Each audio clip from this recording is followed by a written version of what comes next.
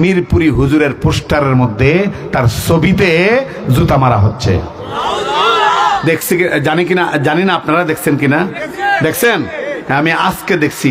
চিন্তা করছেন হিংসা কারে কয়? মিরপুরীর ছবির মধ্যে জুতা মেরে তুমি যদি মনে করো তুমি কল্যাণ হাসিল করেছো, কোনো লাভ অর্জন করেছো, তুমি বোকার স্বর্গে আছো। ভালো করে মনে রাখো, তোমার মতো এরকম কুলাঙ্গারেরা সব মিলেও যদি আলেমের কোন পোস্টার বা নাম বা তার ছবির উপরে জুতা স্পর্শ করো, এই জুতা সময়ের ব্যবধানে, তুমি তো ছবির মধ্যে মারছো, সময়ের ব্যবধানে তোমার গাল বরাবর মারা হবে। আওয়াজ করে বলেন ঠিক না? এত বড় দুঃসাহস, এত বড় জঘন্য! এই হবিগঞ্জ 1 আসনে, বাহুবল নবীগঞ্জের এই ময়দানে কোন বাপের পোলার এমন শক্তি হয়েছে? কোন বাপের পোলার এরকম দুঃসাহস হয়েছে? ওর গর্দনা থেকে মাথাটা আলাদা করলে কি হবে বলেন?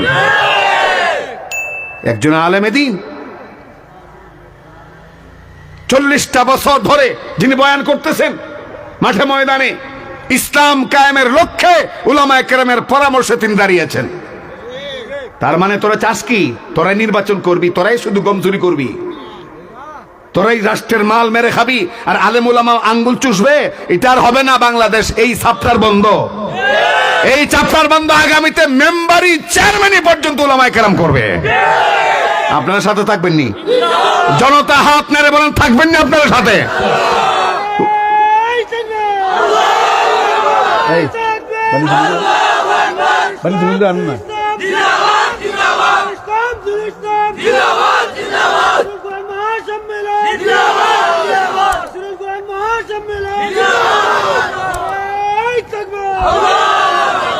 উলামায়ে কেরাম নির্বাচন করছেন, এই মানে পাগলা কুত্তার মতো হয়ে গেছে। উলামায়ে কেরামের নির্বাচন দেখে পাগলা কুকুরের মতো হয়ে গেছে। এক কুত্তা ঢাকা 13 আসনে, এক কুত্তা ঢাকা 13 আসনে আল্লামা মামুনুল হকের বিরুদ্ধে যে মানে প্রতিপক্ষ যেটা দাঁড়িয়েছে, এটা নাম আর বলতে চাই না, এটা শিক্ষিত নামের কুলাঙ্গার। এই বেয়াদব আল্লামা মামুনুল হক, যার পায়ের ধুলার সমান ওই বেয়াদব না, কিন্তু সে মামুনুল বলে টিটকারি করে, মামুনুল বলে টিটকারি করে। আর কয় সে মোহাম্মদপুরে ঘুমায়, আর লালবাগে ঘুমায়, রাজনীতি করলো কবে? তোর বাপের জন্মের আগের থেকে মামুনুল হক রাজনীতি করে। প্রত্যেকটা জায়গায় দেখছি এরকম শুরু হয়ে গেছে। ব্রাহ্মণবাড়িয়ায় এক মহিলা লেডি ফেরাউন, জুনায়েদ আল হাবিব সাহেবের প্রতিপক্ষ, একটা মহিলা মানুষ, এটার বলে বিয়া শাদী হয়েছে, এটা বলে বিয়া শাদী করে না, লাগে না বলে। এই বেয়াদবটা এই জুনায়েদ আল হাবিবের বিরুদ্ধে মুখে যায় তাই কইতেছে। কেন? উলামায়ে কেরামের নির্বাচন দেখে তোরা পাগল হয়ে গেছস?